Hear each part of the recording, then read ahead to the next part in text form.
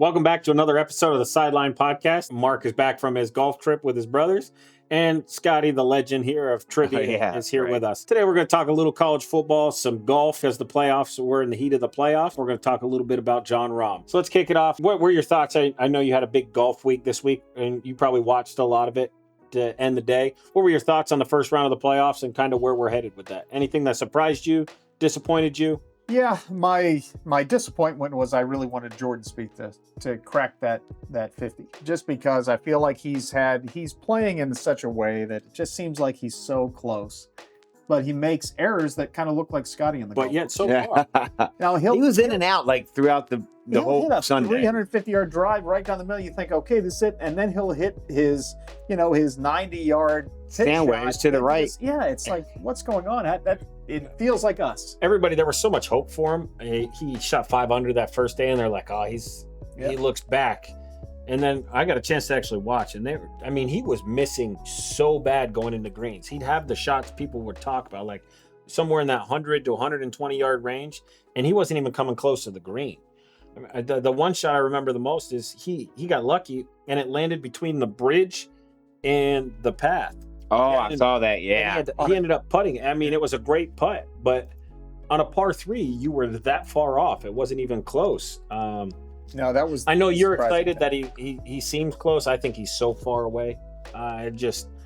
We joke about it on the golf course, and I feel like my scorecards, not that I score as low as those guys, but I feel like I have Jordan Spieth-esque scorecards at times because it's like a double, triple, then we got a birdie, eagle, par, bogey, and then he's all over the place. There's zero consistency for him. He's fallen so far from where he was at, but I'd love to hear from you, Scotty. I was like, if you see something different, maybe I'm just out of my mind. Yeah, with Jordan, I kind of feel that way. It's probably, in a way, it's probably good that he didn't make it. You're right. It's probably for him and also for the tournament itself for the last two. It's just like focus on the main guys. My takeaway from the FedEx is I'm just wondering, is Scotty back? He dominated. He cakewalked that last round. You could tell he was smiling. You could just tell by his gestures that he was comfortable and feeling good. He was laughing with Teddy and stuff like that, telling jokes and joking around. And I kind of felt like, all right, he's getting comfortable now. Now he's going to be it's going to be tough to knock him off. Yeah, he shot that 61 on Friday. And then, he talk about an unfortunate break. And then he turned it on. He cruised on Sunday. He bogeyed the third hole, the par 5, with an unfortunate chip. He had a great second shot, a little wedge, a little pitch shot, and it hits the sprinkler and goes in the water. And it seemed like that turned the corner for him, and he like locked in from there. And I think he was 5 under or something after that. So yeah, he's amazing. There's no question that he is. You look at this whole everybody that's playing in the FedEx, he's at another level. It's fun to watch that guy. I'll tell you where I made some money is I bet against Rory every which way I could. He'd been off too much. I did not feel him. I took his under birdies and I bet against him in his matchups. Won them all straight up. Well, he didn't play the St. Jude. Yeah, he did. Did he? Yeah. He was like 6 over. Oh, yeah. He was like 6 over. He played I thought terrible. He was sitting that one out. I thought I had read he was sitting that one out. No, he played. I think his over-under on birdies for the tournament was 18.5. I took the under, which was a cakewalk win. And then he was against Scotty in a matchup. Granted, Scotty was like minus 210. I took Scotty. And so, and then on his on his Saturday matchup, I went against him as well. And that was a win. He's just not quite there. Yeah, he's been off too much. He admitted it too. Well, it's going to be interesting to see if anybody, cracking the top 30 now is going to be hard for most of those guys. If you're in the 30 to 50 range, just because of the number of points you get, if you're scoring within the 30 to 50, you're not going to get in, obviously. The guys that are already there, like Rory's got like 1,700 points. You only get 200 if you shoot, 29 or whatever. So those guys, to bump him out of that position, it's going to be tough to do. Yeah, the top. He's there for the last tournament. Yeah, the top 30 are kind of locked in. I think. You're 20 to 30 and you're 30 to 40. I think have chances unless someone. Well, you got to win it because if you win, you get 750 points, and that puts a lot of these guys in play. Yeah, down at the bottom. So yeah, I don't know if there'll be a whole lot that changes on the top 30. I think we've got a general idea. I think if you're in the top 20 right now, I think you're pretty close to being okay to move on. You do. Yep. Based on the points, because the top 20 right now, our number 20th player has got 1,400 points. Alex Fitzpatrick, who, by the way, was almost last in the St. Jude. And I'm an Alex Fitzpatrick fan, so I hope he does well.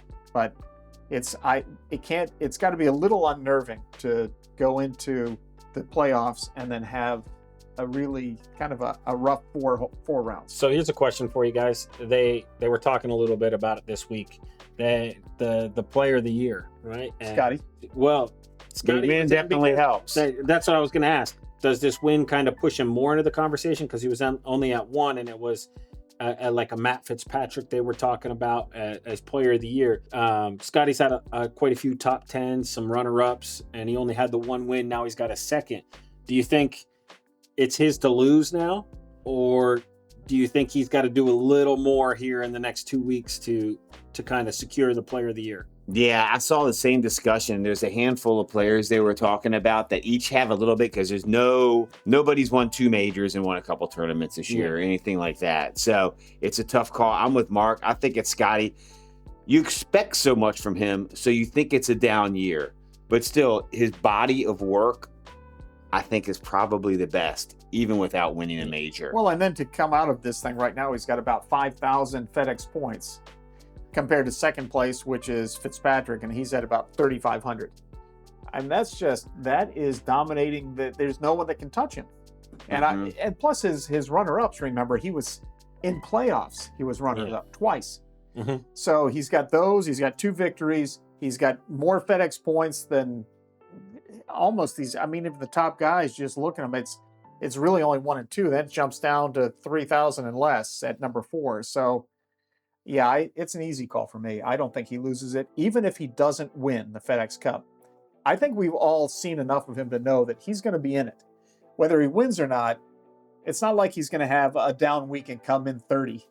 He never does that. So if that happens, then there's got to be, I don't know, maybe it's kind of like a McIntyre thing. Bobby Mack. Mac struggled. He did. He struggled, man. I don't know what's going on there. I wonder if he'll come back and be strong. I don't know, but it'll be interesting. I'm so glad that actually we were debating when we were making our picks. We had 6 guys that we picked for this pool, and Bobby Mack was like the guy that we're thinking, this guy could win this thing. Let's go ahead. And then we thought, no, we better not. Let's take some. And we finally did not take him. And then then you see that he's 12 over and he quits. It's like, whoa. Yeah. Which that is rare too. You don't see that happen. Yeah, I'm guessing at an injury. I mean, you think he'd want to come back and kind of redeem himself a bit after that first round. Hopefully he does this week. Yeah. Why don't they just say they have an injury? We're all guessing. What's wrong with him? Is he sick? Is he... Yeah, there might have been something we just didn't see. Maybe he ate some bad lettuce. Maybe he had some bad lettuce. Shouldn't have ate at Taco Bell. Yeah. So for the FedEx, let me ask you this question. Okay, you can't take Scotty. Give me 2 golfers you think that are likely to win it. The FedEx Cup? The FedEx Cup. Not count Scotty. I think Cam Young's got to be part of that discussion. He's a guy that can win it. And he's playing, I mean, he's kind of like Scotty. He's pretty darn consistent every week. And he's number 3 on the points list. He looks good to me. I think he's won. I'm going to go, I like Sanjay M. We were talking about him. He's been playing really well, but I'm going to go with a possible repeat champion. Tommy Fleetwood's looked pretty good, so he's had a decent year. I'm going to go with Tommy to repeat as the FedEx Cup champion. Okay, you like that? Not taking Scotty, who I like. I mean, I asked for 2, so I'm going to give you 2 because I had 2 golfers that I think that are going to be in it. They're going to be in the top 30, and I think they've been playing well. Sam Burns, Wyndham Clark. Like them both. They've both been top 10 a lot this year. Just this past week, they were both top, I think 10. Was Wyndham Clark top 10 or top 20? Played well, though. Didn't play bad. I think they both faltered so much. Like they raved, not to cut you off, they raved so much about how well he played in the heat, and all his wins are in the hot weather. And he faltered so much. He did Sunday. He had a bad day. I mean, those par 5s looked rough for him. I mean, all weekend he had 2 double bogeys on the same par 5. Wow, I didn't know that. But yeah, he struggled on Sunday. But still, I think his game is there. He throughout this whole season, he's kind of been in the mix a lot. I did see a stat that he's been paired with. These numbers aren't right. He's been in I think it's the final group or paired with Scotty like 19 times, and Scotty's beat him like That must be tough. 14 times. They tied like 4, you know. They talk about these guys getting because those are their best friends. together. Yeah. Families together. You go back to the Airbnb that night, and if you're Scotty, it's like, so how'd you do today? Did you lose to that guy? They said they no longer did it this year because they showed Scotty on, I think it was Saturday or Sunday, walking up, waving to his family at the 18th hole because they were at the Airbnb there. And they were like, yeah, him and Sam Burns used to share that, but they've got kids and everything now, so they do their own thing. Yeah. But how cool is that? Your house is right there on the 18th tee. That's awesome. Hanging out. That's I really always cool. feel like that. You know, aside from golf, when you look at the professionals and you know the friendships that have been made and those guys, it's like Sam Burns and Scotty. You don't tell anyone, but your buddies, and it's like, let's just go play this local course. We just show up and say we want a tee time at noon, and you just show up. And it would be fun to see the reactions you'd get out of people. It's like, wait a second, you guys, Scotty Scheffler and Sam Burns are here. It's what I used to feel about Jordan and, you know, JT, and which, by the way, JT's another one. I think that guy cut myself off. JT is in the mix. He could win this thing. He's between 20 and 30. No shot. You don't think so? He's just not playing as well as he did. But I guess, He's a gamer, though. I like this. We're talking about Scotty and Sam Burns. I forget the guy that I saw a TikTok interview with him. Scotty, he went to be a member at Scotty's course, and Scotty got him in and whatever. And they go play. He said they've played a number of times now, and he has yet to beat Scotty on the home course. I forget who it was, but cannot beat him. He said we've played over a dozen times together on the course, and I have not beat him yet. That's funny. And back to your story, Mark, about playing a home course. The person I think I remember having some famous stories of doing that, just walking in. And I think it's mainly in Arizona, is Max Homa. He used to go in and play like the local like public track like Monday tournament, you know, and he'd go in and win it and win like $400, you know. It'd be like something like that. So I thought that was funny. Max Homa, so close yet so far. Yeah. I wonder if he cried on TV. You think he did? Maybe he could have. I cried so hard. I know. Well, good. The FedEx is always fun to talk about. It is, and then it kind of, as big golf fans, it kind of dwindles for us. Well, the President Cup will be after that, but there's not much for golf. I mean, there'll be golf on, but nothing worth. But the football steps in perfectly, and then when football's over, then the golf comes in again at the right time as you're in those playoff breaks and everything.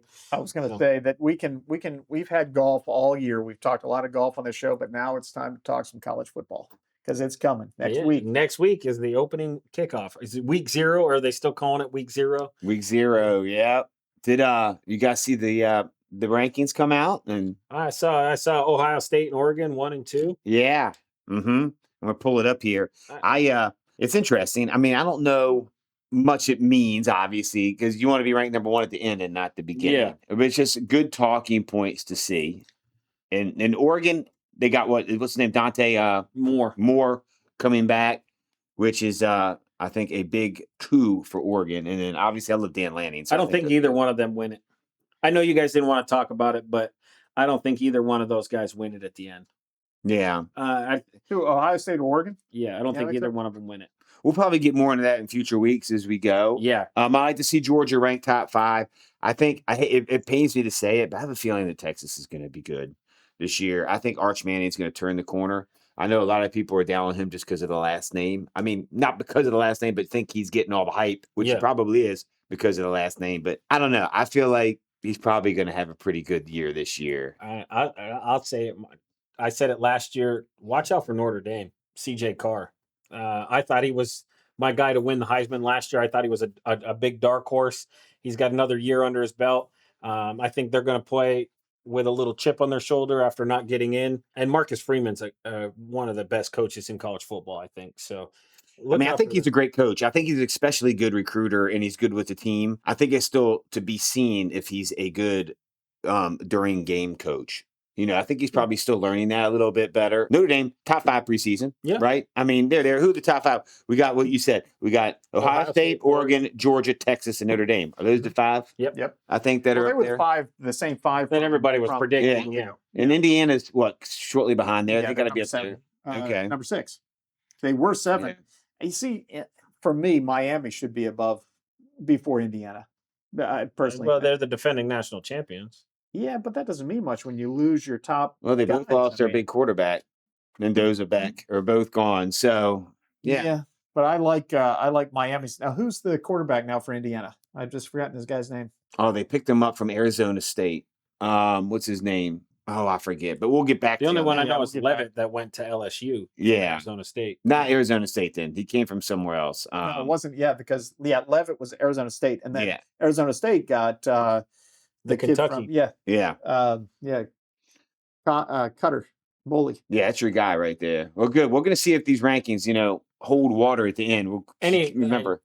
Here's a prediction based on this top 25. I think Indiana falls down 20 or out of the top 25. They're going to be the Alabama this year. Remember last year, Alabama was ranked so high early on, and then they lost a couple, and of course, that's when they wanted to fire their coach, the whole thing. They're down to like 20, 25, and then they came back up. Yeah. And whether they come back up, I'm with you. I think Indiana, that was just, they can't, I mean, they're coming off a year that I think they're building year. something. Signetti's building something there, but I think there's going to be a coming back to earth moment here. I think they falter a little bit this year. I just don't expect them to kind of keep it up. It's kind of a shocking thing that they were there last year, and to kind of duplicate it is going to be tough to do. I agree. Yeah, I kind of agree with you there as well. Well, we'll see what happens. I'm super excited for it all. But hey, you know what we forgot to touch on? This whole Jon Rahm story. It's interesting. And I guess you can kind of parlay that with as the demise, as we've been saying on here, the LIV's about to disappear. Well, yeah, they canceled the last tournament, so this week's the last official one. Don't they have one more? They canceled one and they're keeping one? No, they have one. There were supposed to be two left. They canceled the final one in Michigan, I believe. And this is supposed to be the last one in Indy. In Indy, okay. Yeah. And then that's it. There was supposed to be another one.